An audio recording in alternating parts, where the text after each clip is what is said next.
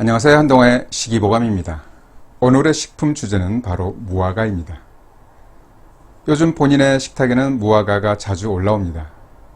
아내가 최근 시장에서 무화과를 사오기 시작하더니 떨어지기 무섭게 채워놓고 있습니다. 덕분에 저도 하루에도 몇 번씩 무화과로 입안에 향기로운 호사를 누립니다. 무화과처럼 역사적으로 오래된 과일도 없을 것입니다. 무화과 나무의 인류 재배 역사도 기원전 3000년 이집트 수메르 왕조 때로 거슬러 올라갑니다. 성경에도 아담과 이브가 선악과를 따먹고 창피함을 알게 되면서 자신들의 알몸을 가린 식물도 바로 무화과 잎이었습니다. 서남아시아가 온산지로 당나라 때 중국으로 유입이 되었고 한국에는 언제 들어왔는지 알 수 없습니다. 인터넷에는 이런 내용이 있습니다. 고려말 2세기 시문집인 모군집에 무화과라는 단어가 처음 기록되어 있다고 나오지만 이 내용은 대표적인 레퍼런스 오류에 속하는 내용입니다. 모군집에 나오는 무화과라는 단어와 관련 내용은 우리가 과일로 먹는 무화과가 아니라 우담바라라고 하는 보리수 나무의 열매를 지칭한 것입니다. 보리수 열매도 무화과와 마찬가지로 꽃이 숨어 있어서 말 그대로 꽃이 없는 과일인 무화과라고 부른 것일 뿐입니다. 무화과는 조선시대까지만 해도 그리 흔한 과일이 아니었던 것 같습니다. 조선 중기에 완성된 동의보감에는 무화과가 탕의편에 기록되어 있지만 치질에 사용한다는 내용 이외에는 처방에 단 한 번도 등장하지 않습니다. 조선 후기의 대표적인 실용 한의서인 방약하편에도 무화과는 없습니다. 혹시 너무 귀해서 궁에서만 섭취한 것은 아닐까 했는데 조선 왕조실록이나 승정원 일기에도 기록이 전혀 없습니다. 여러가지 문헌을 살펴보니 조선 후기 서편을 엮은 이참봉집에는 엮은이 이광녀가 중국의 사신으로 가는 이에게 무화과 나무를 구해줄 것을 부탁을 하고 이후 감사를 전하는 시가 나옵니다. 또한 당시 조선의 사신들이 주로 관심을 보인 것은 바로 땅콩과 무화과였는데 실물을 제대로 보지 못했기 때문에 이 둘을 반대로 기록한 경우도 있었습니다. 이러한 기록들을 보면 당시 무화과는 흔하지 않았고 아주 귀했음을 알 수 있습니다. 우리나라에는 본격적으로 일제 강점기인 1940년대 이후에 남부지방을 중심으로 심기 시작했다고 알려져 있습니다. 그래서 당시에도 제주나 남부지방에 사는 사람들을 제외하고는 과거 그렇게 흔하게 접하는 나무나 과일은 아니었을 것입니다. 무화과는 이름처럼 꽃이 없는 것이 아니라 꽃바지가 빠르게 자라면서 꽃술을 감싸고 있는 것입니다. 무화과의 껍질은 꽃바지 부분이고 안쪽은 꽃술입니다. 그래서 무화과는 시방에서 유래한 열매가 아니기 때문에 헛열매라고 합니다. 사실 석류나 파인애플, 사과도 헛열매에 속합니다. 무화과는 꽃이 숨어 있다고 해서 은화과라는 이름도 있고 하늘의 신선이 먹는 과일이라고 해서 천성과 또는 장생과라는 이름도 있습니다. 이 시지는 본초 강목에서 무화과를 먹는 방법을 자세하게 기록하고 있습니다. 무화과는 꽃이 없으면서 가지 사이에서 열매가 나온다. 그 모양은 목만두와 같은데 안은 약간 비어 있으면서 부드럽다. 채취해서 소금물에 적신 후에 눌러서 평평하게 만든 다음 햇볕에 말려서 과자로 먹는다 라고 했습니다. 생으로도 먹을 수 있지만 무화과는 말려서 먹는다는 것입니다. 무화과의 맛은 은은하게 달면서 향긋합니다.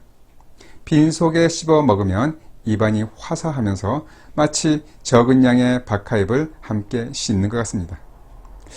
문헌에는 이 맛은 씨와 같다고 했는데 바로 감입니다. 그러나 만약 무화과를 한 번도 먹어본 적이 없다면 사실 감 정도로 감히 무화과의 맛을 떠올리기는 어려울 것 같습니다. 무화과는 백화의 맛입니다. 아니, 상상 그 이상일 것입니다.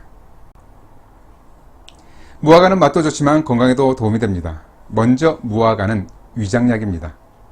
무화과는 단백질 분해 효소인 피신을 다량 함유하고 있어서 육식 후에 후식으로 섭취하면 좋습니다.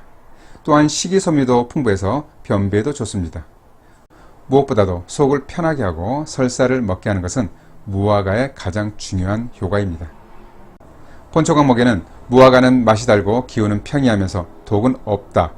위장의 기운을 열고 설사를 먹게 한다고 했습니다. 위장의 기운을 연다는 것은 위장 운동이 잘 되지 않으면서 답답하고 체한 느낌이 있을 때 무화과를 먹으면 위장 운동을 촉진시키고 체기를 없앤다는 의미입니다. 무화과는 소염 진통제입니다. 본초 강목에는 무화과가 치질에 도움이 된다는 내용이 나옵니다. 5가지 치질의 종류와 인후통을 치료한다고 했습니다. 무화과뿐만 아니라 무화과 잎이 특히 치질에 효과적인데 5가지 종류의 치질에 의해서 붓고 아픈 통증에는 무화과 잎을 끓여서 자주 훈증하면서 씻어주면 효과를 본다 라고 했습니다. 이 내용은 동의보감에도 동일하게 언급됩니다. 흥미롭게도 성경에도 무화과를 종기치료제로 사용한 이야기가 나옵니다. 이사야 38장을 보면 유다왕 히즈키야가 몹시 앓아서 거의 죽을 지경에 이르렀는데 예언자 이사야는 사람들에게 무화과를 고약으로 만들어 종기에 붙여드리시오. 그러면 임금께서 사실 것이오. 라고 말한 구절이 있습니다.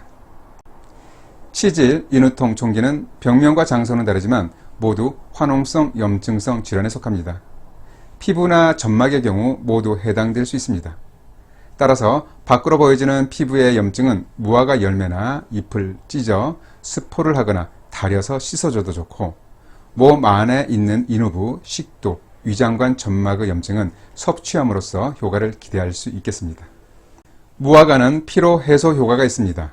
무화과의 주요 성분으로는 포도당과 과당을 포함하는 당분이 약 20% 정도 포함되어 있고 사과산과 구연산과 같은 유기산도 풍부합니다.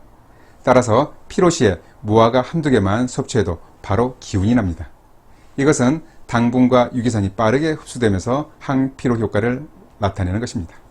그래서 무화과를 밀과라고도 합니다. 무화과는 폐기관지에도 좋습니다. 평소 목을 많이 사용하면서 목이 쉽게 잠기고 쉰 목소리가 난다면 무화과를 즐겨 볼만합니다. 또 폐기관지가 건조하면서 나는 마른 기침에도 좋습니다. 더불어서 구강 건조에도 좋은데 무화과를 먹고 나면 입안에 침이 고이면서 입마름도 바로 해결됩니다. 최근 무화과는 생으로도 구할 수 있어 신선한 무화과 맛을 느끼기에 제철입니다. 이 시기가 지나면 아쉽지만 통조림, 잼, 정과 말린 무화과로 접할 수 있겠습니다. 무화과를 술로 담궈 마셔도 좋고 말린 무화과를 끓여서 차로 마셔도 좋습니다.